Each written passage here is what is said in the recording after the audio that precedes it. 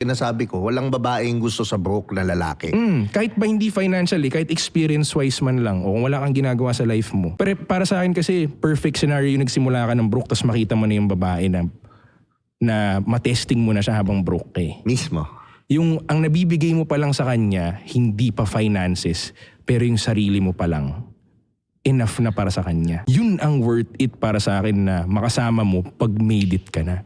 Mismo. Lalo na yung mga nag-share pa ng sarili nila. Kasi madalas yan, broke ka.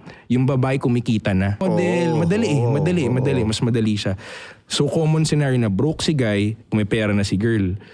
Now, kung yung girl pa na yun, nag-share siya sa'yo ng time, energy, nalagaan ka pa niya na mas mayaman siya sa'yo ng time na yun. Kasi naniniwala siya, nagagalingan mo. Yun ang the best scenario para sa akin. Mismo. Diba? Kaya, Ako din. Diba? Kaya kung papapiliin ako, humanap ka na ng chick mo habang broke ka pa. Hindi ko sinabing humanap as in push marketing. Hindi. Pull marketing.